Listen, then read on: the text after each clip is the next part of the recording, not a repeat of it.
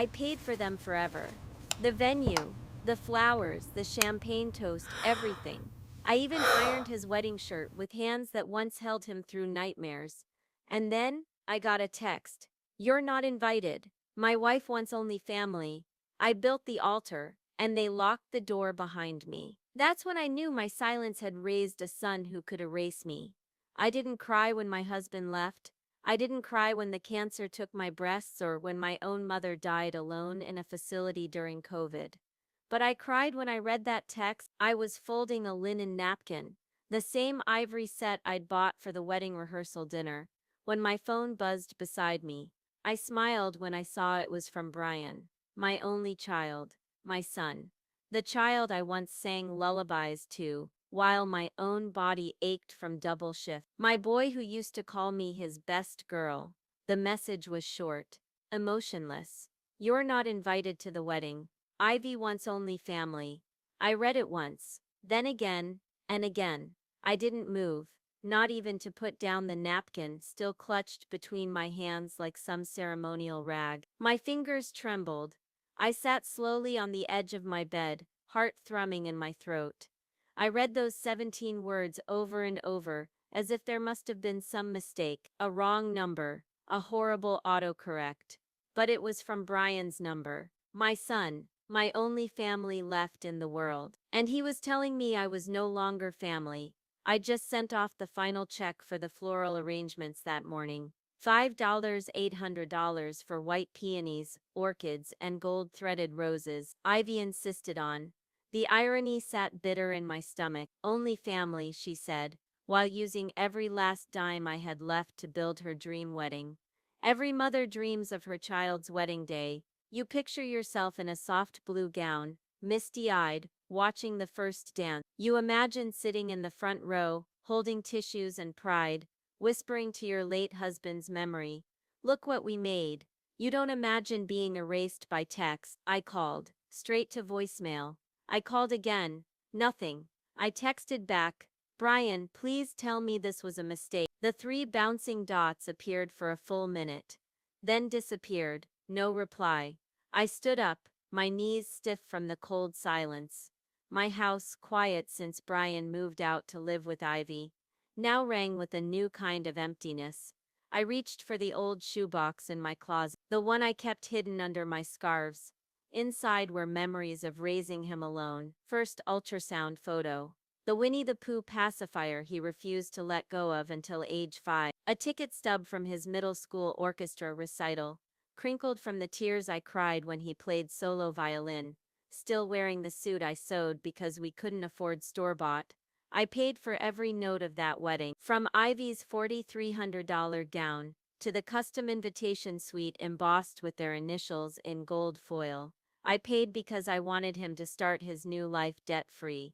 I paid because I believed if I gave generously, I'd be allowed to stay close.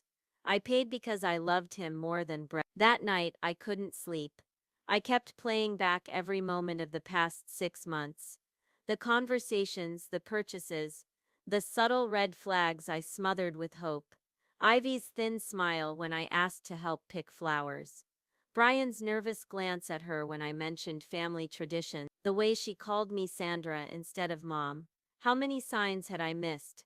I remember calling my best friend Ruth 2 months ago, worried that Ivy seemed to ignore me. I'd brushed it off then, saying, "She's just busy. All brides are a little selfish during planning." But now I understood. I was never part of the plan, just part of the budget. The next morning I called the venue.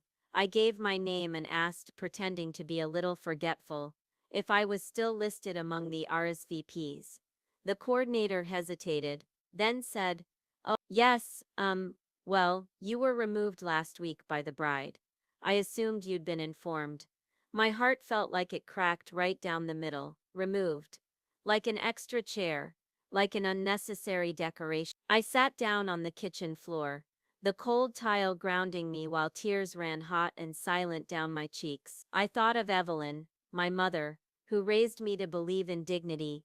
Even in heartbreak, she would have told me to get up, to breathe, to reclaim what pieces of myself I still had left. I took her advice, even if only imagined.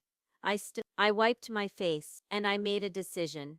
If I was no longer welcome in my son's life, I would stop fighting to buy my way back in. I'd made enough sacrifices for love. I found the invoice folder and started making calls, one by one, politely but firmly. Cancel the photographer, revoke the DJ, inform the caterer their services would no longer be covered by my account. I stopped payments to the dress boutique and informed the stationer that the outstanding balance would not be paid by me. I didn't scream. I didn't throw things. That's not how I was raised. But in the silence, a different kind of strength awake. A woman discarded by her child doesn't disappear. She sharpens. She learns to carry her grief with spine and grace. I didn't cancel everything all at once. That might have felt too much like revenge, and I wasn't interested in revenge. Not yet. Instead, I moved quietly, piece by piece, like a woman cleaning out a home after a fire, unsure what's salvageable and what still smells of smoke. The wedding planner called to confirm a tasting. I told her I wouldn't be attending. Her tone shifted, not pity, not concern, just efficient distance. That stung more than I expected. It wasn't the money.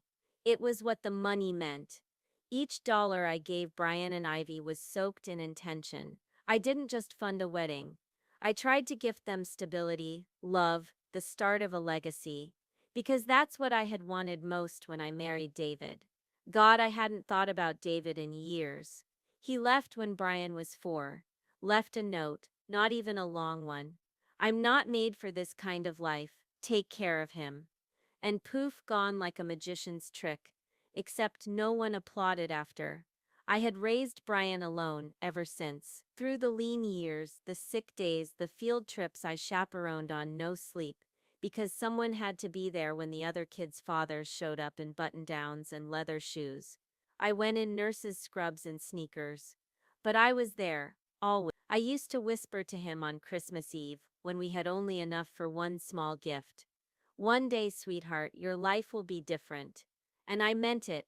I didn't want him to stay stuck in the struggle.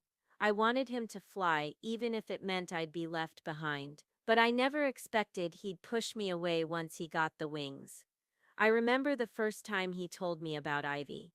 We were having lunch at that Greek place we always liked, just the two of us. He was twirling pasta around his fork, the same way he did when he was nervous, and he said, "Mom, I think I met someone special." I smiled. Of course I did. I had always worried about him finding someone kind, someone who would see his gentle spirit. He told me her name was Ivy and that she was ambitious and put together. I teased him and asked, "Is she the buttoned-up type?" And he said, "Very." But there was pride in his voice. I met her 3 weeks later. She was polite, beautiful, even. A voice like silver polished smooth. A little cold. She shook my hand instead of hugging. Called me Sandra, not Mrs. Anything, just Sandra, as if we were strangers in an elevator. I remember trying to make conversation at brunch. Asked what her parents did. She blinked. Then replied, "Real estate and private equity. They're usually traveling. We do Christmas in Aspen, usually." I nodded like that meant something to me, but all I could think was, my boy has no idea how far from our world he's wandered. The wedding planning moved quickly after their engagement. Too quickly in hindsight. I remember standing in the bridal boutique while Ivy tried on gowns. She looked stunning, regal even. Brian stood beside her like a well-dressed accessory. I offered to help choose flowers. Ivy smiled and said, "That's sweet, but we're working with a designer." When I offered to coordinate the family recipe table for the reception, something Brian loved as a kid, she gently replied, "I don't think it fits the theme." The theme, apparently, family didn't fit either. But I didn't push. I didn't because I wanted to be included, even if it meant being quiet. That's the thing about mothers. We adapt. We minimize ourselves so our children can feel big. I let the first seating chart omission slide. I assumed it was an oversight. I let the rehearsal dinner location change slide. They said it was a venue capacity issue. But when I Googled it, I saw they had plenty of room. I even let it go when Ivy changed mother-son dance on the program to simply reception dancing. Said it was less formal, but the deepest cuts are made with quiet knives. I began to notice how Brian's language changed. He used to say we're thinking of when talking about the wedding. Then it became, Ivy decided, followed by a slight pause, guilt. Ivy decided to nix the slideshow of childhood photos. Ivy decided to remove prayer from the ceremony. Ivy decided not to have a father-daughter or mother-son tribute, just to keep it sleek. And still I stayed silent, because I thought silence was sacrifice. Now I see it was surrender. I called Ruth again. She's been my closest friend since we don't always talk weekly, but when we do, it's raw and real.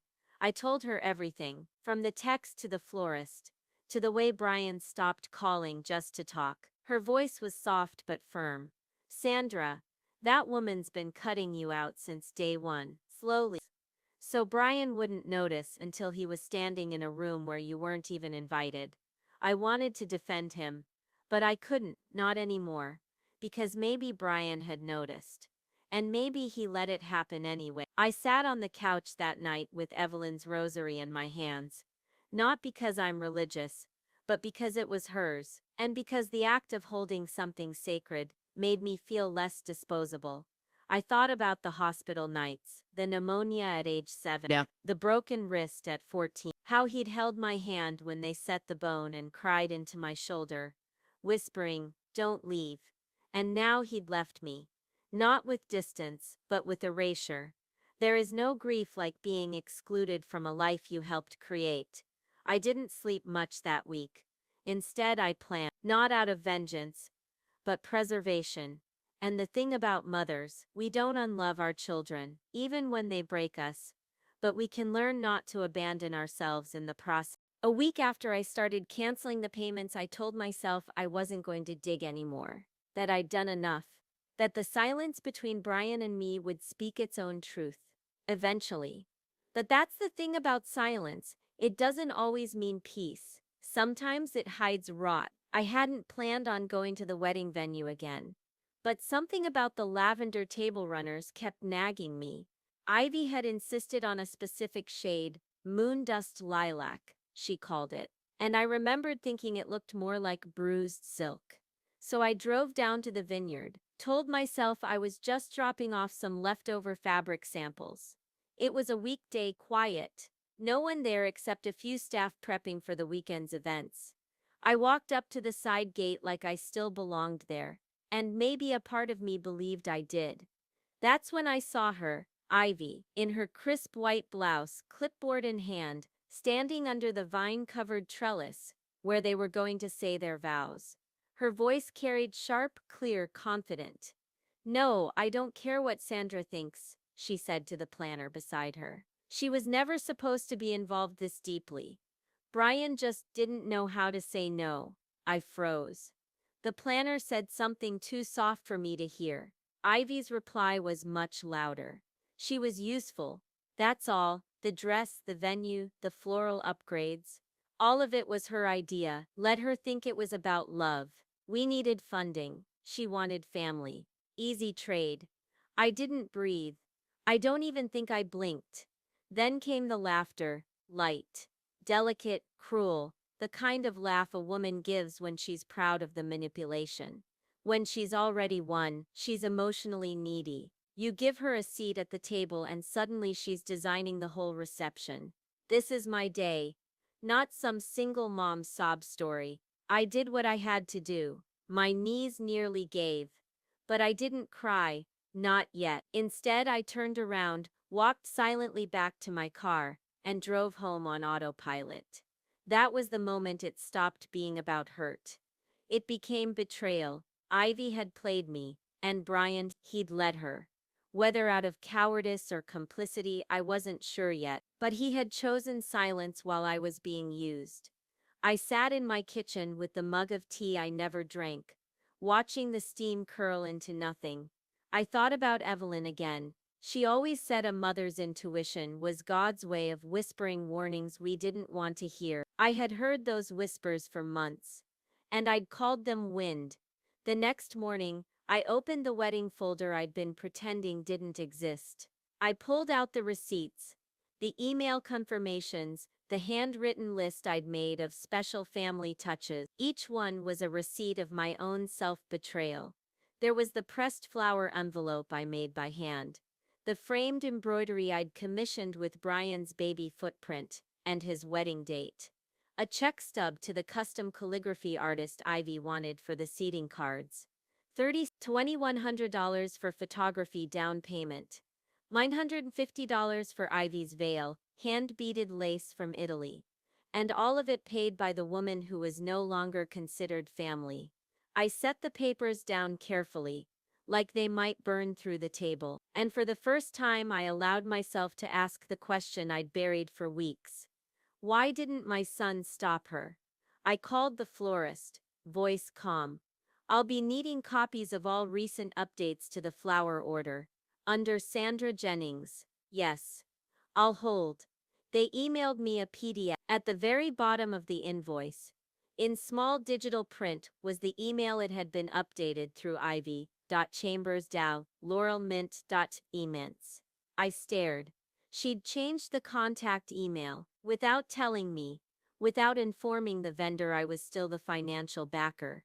She had tried to lock me out quietly, legally, professionally. If I hadn't started pulling back my payments when I did, I might have found myself saddled with the full invoice long after the petals had wilted. I sat back in my chair. Now I knew. This wasn't just exclusion. It was a calculated extraction. And I was the open vein. I took a walk around the block. 3 laps. That's what I do when I feel like I'm going to come undone. I walk until my legs ache more than my chest. Until the rhythm of my footsteps drowns out the noise in my head. I passed the Parkers' porch, still decorated with Halloween pumpkins, even though it was already November. Their twins waved to me. I waved back with a smile I didn't feel. That's what it means to be a woman sometimes. You smile while bleeding. That night I stared at my ceiling fan spinning in slow circles, thinking of a line from an old book. All betrayal is betrayal of love. I had loved Brian the way a body loves breath, and Ivy had seen that, and used it as current, but it was Brian's silence that hurt more than any check I wrote. He knew. At some point he must have known, and he said nothing. I didn't plan the confrontation. I wasn't trying to make a scene or reclaim anything. But when you've been bleeding quietly for months, there comes a moment when silence feels like betrayal too. It was a Thursday. I knew Brian and Ivy were scheduled for their final venue walkthrough. I also knew the manager Lacey would be there. Lacey had called me privately a few days earlier, not to sympathize, but to apologize. I had no idea you were still financially involved, she'd said, voice trembling slightly. We were under the impression all communication needed to go through Ivy. I was told to disappear, I answered softly. Lacey had paused before replying, I think you should come by, just see it for yourself. I didn't expect an apology or redemption, but I went anyway, not as a donor, not even as a mother, but as a witness to the unraveling of my place in my son's life. The vineyard looked exactly how I imagined it would the day of the wedding. Golden light streamed between rows of grapevines. The long tables under the pergola were already set, white tablecloths, gold flatware, cascading garlands of eucalyptus and blush roses. It looked perfect.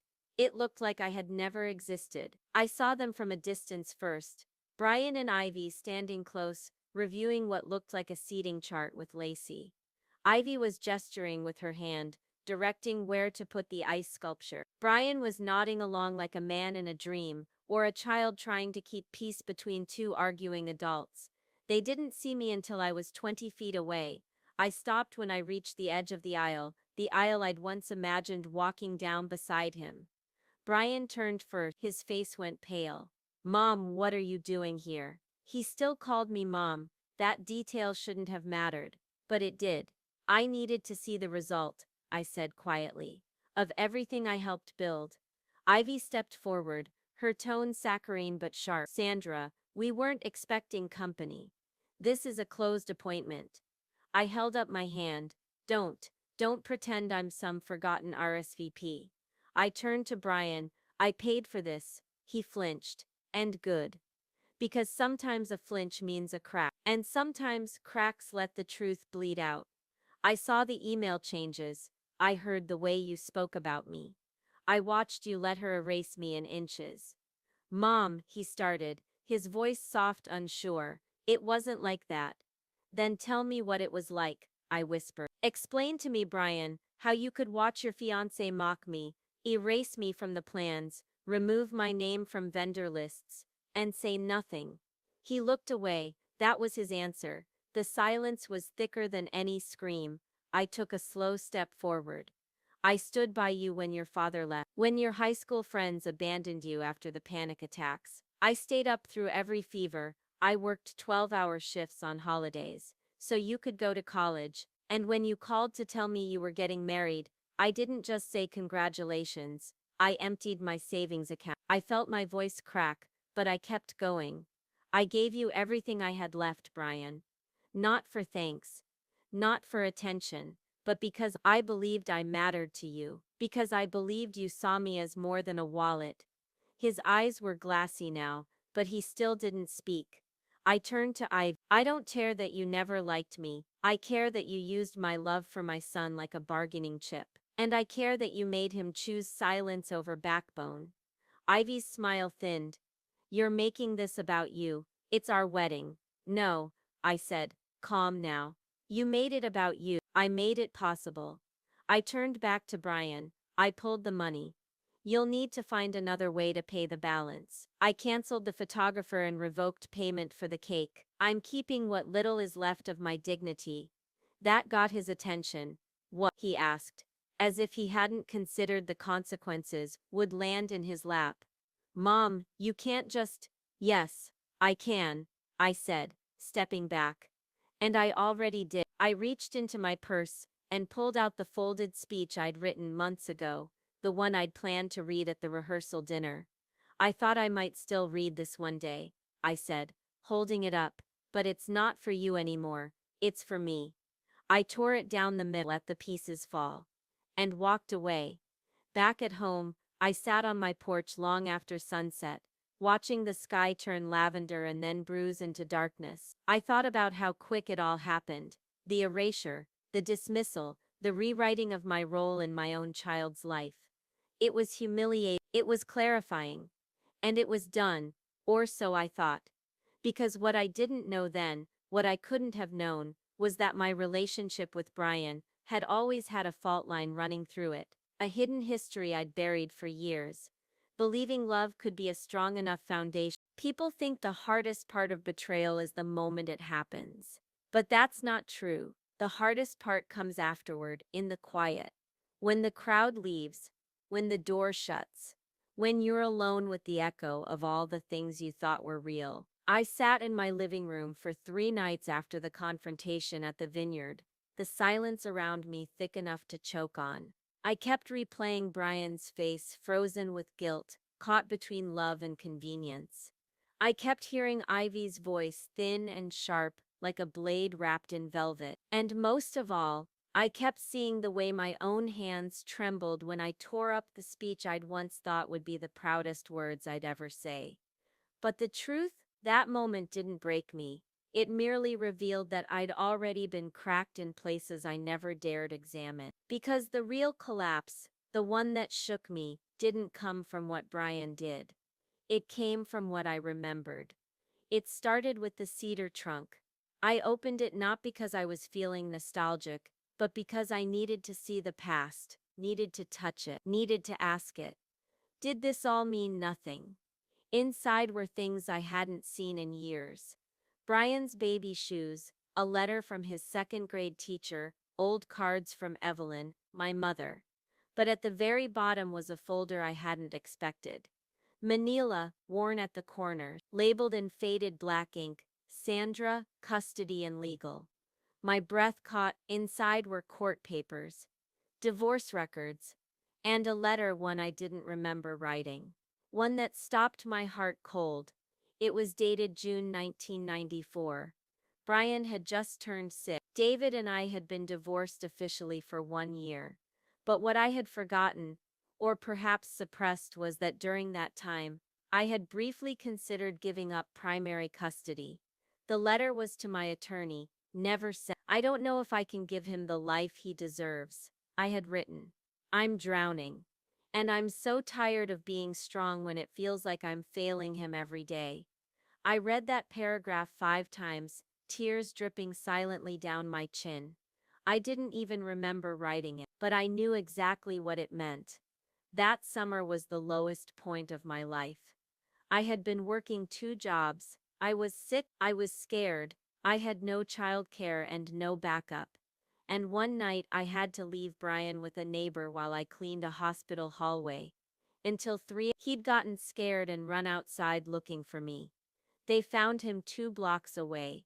Social services was called. They found no abuse, no negligence. But the caseworker said plainly, "You're stretched too thin." That was the moment I started believing I wasn't enough, that no matter how hard I loved, I might still fail. So I drafted that letter, ready to walk into court and say, let him go live with David. At least he has stability. But I never sent it, because the next morning, Brian came into my room before sunrise, climbed into bed next to me, put his little hand on my cheek and whispered, "Mommy, I looked everywhere, but I'm glad I found you." That sentence saved me, and I held on to it for 30 years. I reminded myself of it when Brian screamed at me in high school for not buying him the same shoes his friends had. I repeated it to myself when I saw him off to college, waving goodbye with a throat so tight I couldn't speak. And I clung to it, desperately, when I offered to pay for every part of a wedding I now wouldn't even attend. But now I was holding that old never-sent letter, and realizing something devastating. Brian never knew. He never knew I almost gave up. He never knew how close I came to believing I was unworthy of being his mother. And maybe that ignorance left a hole in him. Maybe that absence of truth became the fault line between us. I sat at the kitchen table all night with that letter in front of me. The past was no longer just memory. It was paper, ink, proof. And for the first time I asked myself, what if the real reason Brian let Ivy erase me is because deep down, he always felt I had once nearly erased myself? Not on purpose, not with malice, but in that single draft of surrender, I taught myself how to disappear. And children learn more from what we bury than what we say. I called Ruth the next morning, told her everything. She didn't interrupt, just listened, like always. When I finished, she exhaled like someone had been holding her breath for me. "You know what this is," she finally said. "It's grief," I whispered. "No," she replied. "It's an unhealed legacy. Evelyn stayed with your father longer than she should have. You stayed with David longer than you should have. And now Brian's marrying a woman who uses love like a ledger. It's not just grief, it's generational debt." Her words hit like thunder. That night I wrote Brian a letter. Not to guilt him, not to win him back, but to hand him the history I had carried alone for too long. I told him everything, about the summer I almost gave up custody, about the night I watched him sleep and prayed I wouldn't fail, about the silence I thought was strength, and how that silence cost me pieces of myself. I never recovered. I didn't ask for anything. I just wrote, "If you're wondering why I never fought harder to be part of the wedding, it's because I've spent a lifetime believing I had to earn every space I occupied, even motherhood." Then I folded the letter, placed it in an envelope. But I didn't send it. Not yet, because part 6 would not be about explanation. It would be about rejection. For the first time in my life, I would choose me not as a weapon, but as a boundary. Because this legacy of silence, it ends with me.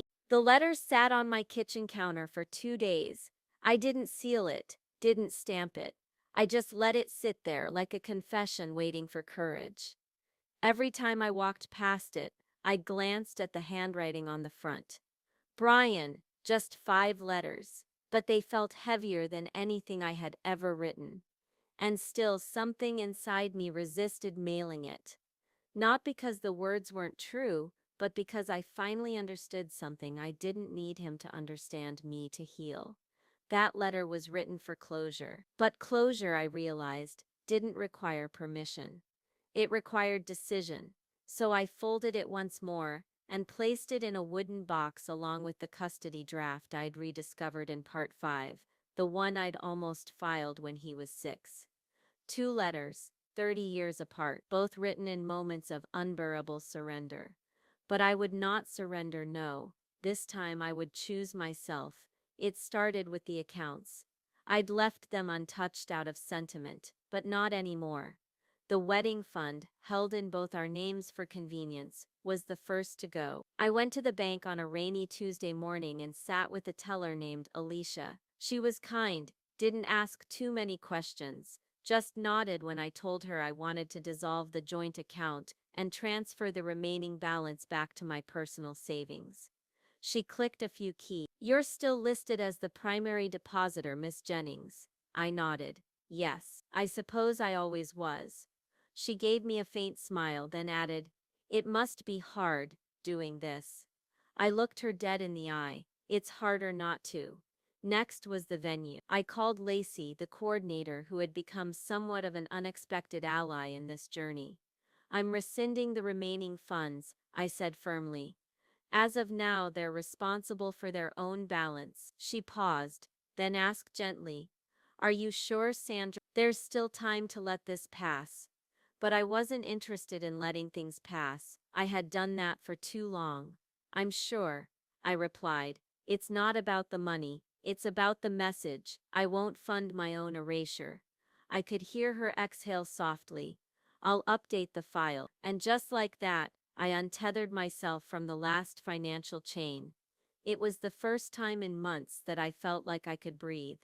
That evening I poured myself a glass of wine, not to dull the ache, but to toast the version of myself I had long buried. The Sandra who stood up for herself. The Sandra who stopped asking how much pain she could tolerate before she counted. The Sandra who finally chose clarity over closeness. But there was one thing left to do. Brian, I hadn't spoken to him since he'd come to my doorstep and handed me that fragment of the toast. I'd barely looked him in the eyes that day, because I was afraid my heart would fold under the weight of his presence. But now, I wasn't afraid. I called. He answered on the second ring, voice unsure. "Mom? I need to see you," I said, "today." There was a pause. Then, "Okay." We met at a quiet cafe near the river, the same place I used to take him after piano lessons as a boy. The irony wasn't lost on me. He arrived 5 minutes late, looking older than the last time I saw him. There were dark circles under his eyes, and he wore a black jacket I hadn't seen before. Ivy's taste, I suspected. She always liked him sharp. "Thanks for meeting me," he said, sitting across from me. I didn't waste time. "I'm done." He blinked. "Done?" "Yes," I said. "Done trying to prove I deserve to be in your life." "Mom, no," I cut him off. "Let me speak. You let your fiancée, not your wife, not yet, cut me out of everything I was part of. You watched her remove my name from documents, laugh about me behind my back, and you said nothing." His face flushed. "It wasn't like that. It was exactly like that." I reached into my bag and pulled out a copy of the bank statement, slid it across the table. "That account is closed. The funds are gone. I've canceled all outstanding wedding services I paid for. Whatever's left, you two will need to cover yourselves." He picked up the paper, glanced at it, then back at me. "But the wedding is in 4 days," he said quietly. I nodded. "I know." His voice cracked. "You'd let us drown?" I leaned forward, eyes locked on his. "No, Brian. I let myself drown, for 30 years. Now I'm just stepping out of the water." We sat in silence, not tense, just heavy. "I found an old letter you wrote," I said after a pause. "One you never saw, from when you were 6. I almost gave up custody. I thought I was failing you." His head snapped up, startled. "I didn't. I know you didn't," he whispered. but I never told you how close I came. I spent decades trying to make up for that moment. And maybe that's why I kept overgiving, over-sacrificing. He looked stricken, like a man seeing a ghost. I never wanted you to feel erased. But I said. And now I'm done being willing. He didn't cry, neither did I. We just sat there, two people caught between history and hope, realizing that sometimes the chasm between them is too wide to cross. When I left the cafe, I didn't look back, not because I was angry, because I was whole. And for the first time, that was enough. I didn't hear anything for 3 days after the cafe meeting. Not a call, not a knock on my door, not a text with apologies or explanations. Nothing. Just silence. But this time, the silence didn't feel like a punishment. It felt like a choice I had finally made. I used that time to take care of things I'd long neglected, refinishing the porch swing, reorganizing my closet, calling Ruth just to talk about nonsense, like we used to before life got so heavy. I even joined a local watercolor class on Thursday nights, something I'd always wanted to try. And for once, I wasn't waiting for an apology to begin living again. But what I didn't expect was how quickly their world began to unravel. It started with a phone call from Lacey at the venue. "I thought you should know," she said gently. "The balance for the event was due today. Brian and Ivy haven't paid." I tried calling, but neither of them answered. I wasn't surprised. "What happens now?" I asked. "Well, technically, without payment, the venue cancels the booking." I heard the hesitation in her voice. "They'll lose their date?" "Yes, and everything that goes with it." I closed my eyes. "Then let it cancel." She sighed. "They're scrambling." "But, Sandra?" "The truth is, a lot of people noticed what happened. Vendors talk, Ivy's reputation, well, she's made some enemies." That detail caught me off guard. "Enemies?" "I thought she was poised and polished," I said carefully. "She's polished, yes," Lacey replied. "But cold, demanding. She's burned bridges with at least 2 florists. A photographer left the contract early, and the officiant quit last week." My brows lifted. "The officiant," Lacey laughed softly. "Said she was disrespectful and condescending. Told her he wouldn't bless a union built on cruelty." His words. I said nothing for a moment, letting that truth settle like sediment in water. Things were shifting. Not by my doing. By theirs. The second call came from Brian's godmother, Darlene, a woman I hadn't spoken to in over a year. She'd moved to Arizona, kept her distance since Brian's engagement, but had always loved him like her own. "I just got the wedding invitation," she said. "Only, your name's not on it. Not even listed as the mother of the groom." I swallowed. "I'm not attending." "I figured," she said quietly. "But I wanted to hear it from you." I told her everything. Not out of spite, but because I was done lying to protect the image of a family that no longer existed. Darlene was quiet for a long time. Then she said something I didn't expect. "I'm not going either." "What?" "If they think they can erase you and still smile for photos, they've forgotten who raised that boy." "I won't pretend that's okay." I choked back unexpected tears. "You don't have to." "I want to." Sometimes standing beside someone isn't about agreement. It's about principle. After that, the ripples spread faster than I could have imagined. My sister, who'd flown in from Portland for the wedding, called to say she was canceling her flight. My old neighbor sent me a message. "I'm so sorry, I RSVP'd, yes, but I won't be going. I didn't raise my kids to treat their parents like stepping stones." Even the family friends I barely spoke to, the Turners, the Hamiltons, the gruff widower down the street, sent quiet signals of solidarity. They didn't do it out of pity. They did it because something about what happened struck a nerve. Too many people knew what it felt like to be discarded. Ivy, of course, tried to spin it. I heard through the grapevine that she posted a story about choosing an intimate, minimal guest list for personal reasons. But the truth was already out. Vendors canceled. Guests withdrew. The guest list of 120 dwindled to barely 40. And the whispers got louder. Apparently, someone leaked the florist invoice trail, the one showing my name as original payer. The story of the mother cut from the wedding she funded made its rounds in their social circles. I didn't care about the gossip, but I did care about the consequence. For once, the world didn't let a woman be quietly erased. Then the email came, from Brian. Subject: I don't know how to fix this. I read it 10 times before opening it. Mom, it began, I messed up, and I know sorry isn't enough, but I need to say it anyway. I was afraid of Ivy leaving, afraid of being the bad son. So I stayed quiet, and in doing so, I became someone I don't recognize. He went on, explained how Ivy had grown increasingly controlling, how he'd tried to keep peace, how, at some point, he realized he was no longer choosing, just following. And then he wrote the line that both broke and freed me. I don't think I love her anymore. And I'm scared. I sat with that for hours, stared out the window at the soft gray sky, and for the first time in months, I allowed myself to feel something not rooted in betrayal. Pity? No. Empathy? Not quite. It was something stranger. It was release. Because in that moment, I finally understood that this story was no longer just mine. It was his too. I didn't reply to the email right away. I didn't need to. I'd already made my choice. But I did say a quiet prayer that night. Not for reconciliation, but for truth.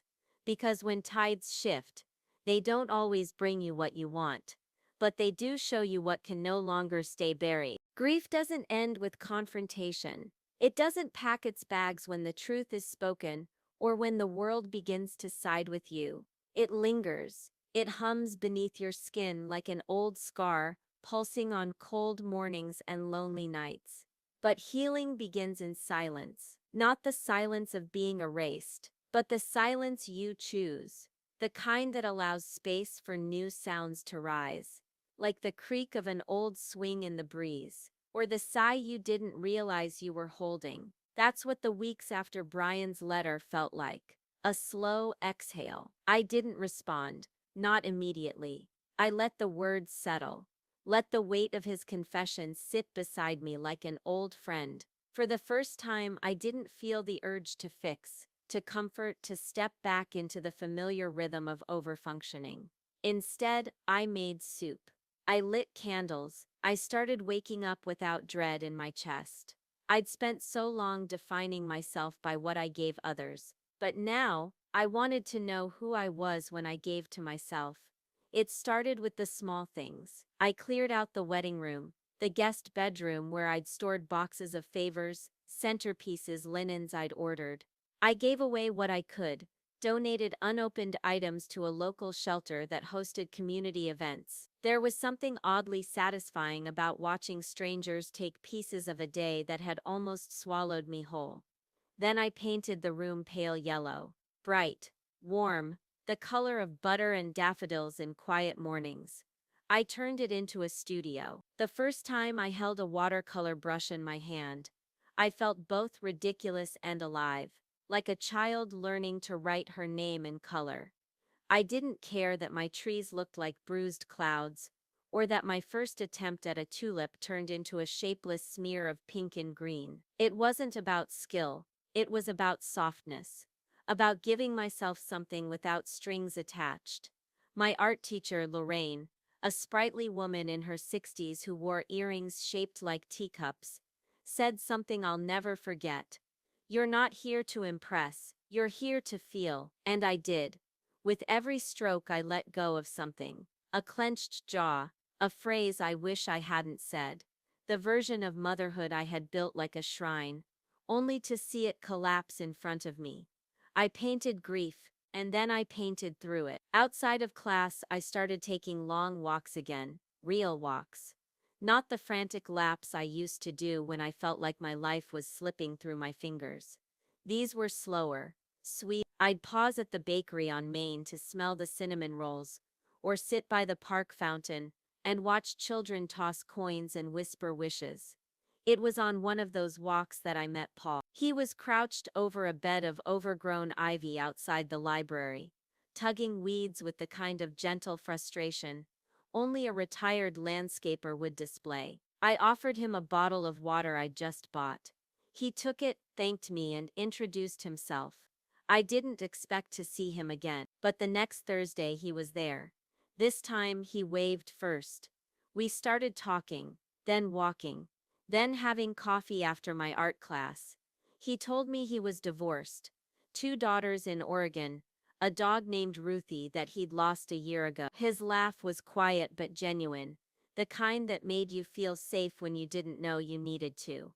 I didn't tell him about Brian right away, not because I was ashamed, but because I wanted something in my life that wasn't rooted in pain. When I finally did open up over coffee and rain tapping gently on the cafe windows, I expected him to tilt his head with pity. He didn't. Instead, he said, "You loved him like it was a promise. That's not weakness." I blinked back tears. "No one's ever called it anything but a mistake." He smiled.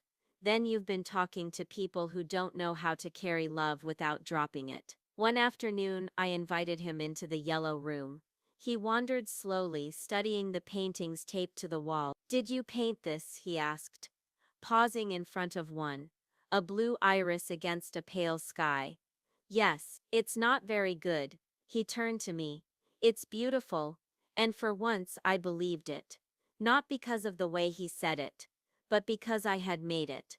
For me, it was around that time that I found the old letter again. The one I'd written to Brian but never mailed. The one that told the truth about nearly surrendering custody when he was 6. About the night I stayed because he put his hand on my cheek and said he was glad he found me. I held that letter in my hand and wept. Not because I regretted writing it, but because I finally saw what it was. Not weakness, a legacy, a testimony, a truth he deserved to know. Not to absolve me, but to anchor him. So I added something to it. A photo of the two of us when he was 3. His small arms wrapped around my neck, face buried in my collar, mine tilted toward the sky with laughter. I wrote beneath it, "Even in my lowest moments, you were the reason I stayed, and I'll always love you, even from a distance." I mailed it the next morning. No return address, no expectations, just the truth. A week later I stood at the farmer's market, holding a bunch of sunflowers in one hand and a canvas tote in the other. Paul was haggling over cherry tomato. The breeze lifted my scarf and for a moment, I felt completely untethered. Not lost, just unburdened. The woman I had been months ago, wrung out, silenced, invisible, was still part of me, but she no longer ran the show.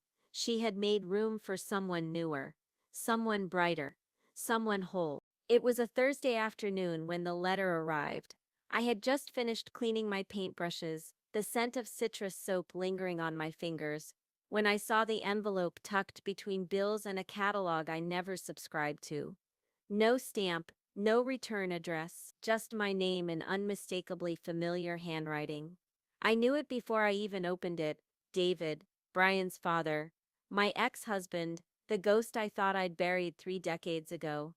I sat down on the edge of the porch, envelope in hand, heart beating like a drum out of time. I hadn't spoken to David in nearly 15 years. Our last exchange was a court-ordered email about financial aid for Brian's college tuition. He paid the bare minimum, no emotion, no inquiry into how his son was doing, just a transfer receipt and a digital signature. Even when Brian tried to reconnect in his early 20s, the effort fizzled. David didn't know how to father. He knew how to disappear. So why now? Why this? Why me? I opened the letter slowly, like it might combust if handled too quickly. "Sandra," it began, "I don't expect this letter to be welcomed, but I need to write it anyway. Because time is folding on me faster than I expected. And there are things I should have said decades ago." I kept reading, each word chipped away at a wall I didn't realize I'd rebuilt. "I heard through Brian that you stood your ground, that you walked away from the wedding, from the chaos, from all of it. I don't know all the details, but I know enough to say, I'm sorry, for all of it. You were a better mother than I ever deserved, and a better partner than I was capable of holding. I didn't leave because I didn't love you. I left because I didn't know how to love anyone, least of all myself. My hands began to shake. I used to tell myself you were dramatic, that your strength was too loud. But the truth is, I was afraid of how solid you were. You knew who you were even when the world tried to forget you, and I envied that. I tried to diminish you so I wouldn't feel small. He didn't ask for forgiveness. He didn't try to make himself into a hero. But then came the part that stilled my breath. I have cancer, Sandra. It's not good. I'm not writing this because I want reconciliation. I'm writing because I want Brian to know that I see you now, that what he tried to erase, I spent years pretending didn't exist.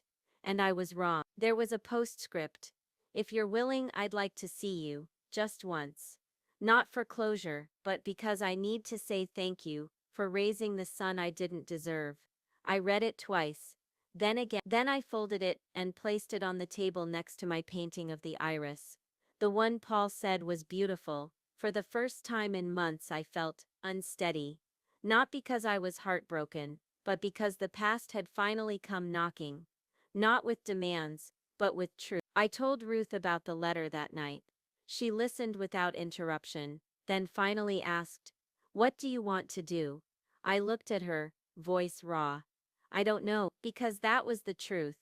I didn't know if I wanted to see David. I didn't know if I needed his apology. I didn't know if meeting him would heal something, or reopen everything I had fought so hard to close. But I did know this. He wasn't the man I had left. He was a man unraveling. And maybe, just maybe, I wasn't the woman who needed closure. I was the woman who could offer. Paul sat with me on the porch the next evening, the letter in his hands. "He sounds honest," he said gently. I nodded. "He does. You don't owe him anything." "I know. But maybe," he added, "you owe yourself the peace that comes from not running anymore." That settled deep, because I hadn't realized I was still running from him. From the memory, from the part of me that still trembled at the idea of being diminished. So I wrote back, a simple note. "I'm willing to meet. 1 hour, public place. No expectation." I gave him the address of a small cafe near the river, not far from where Brian and I had once eaten waffles after his first piano recital. The same cafe where I told Brian I was done. And maybe that symmetry mattered. He arrived 5 minutes early. I recognized him instantly, though he had aged. His hair was thinner, his shoulders slightly hunched, but his eyes, those stormy blue eyes, were the same. He stood when I entered. "Sandra," he said, voice thick. "David." We sat. No hug, no handshake, just silence that filled every inch of the space between us. Then slowly we talked. He didn't perform, he didn't excuse the past. He told me about his diagnosis. Stage 4, lungs. 6 months, maybe less.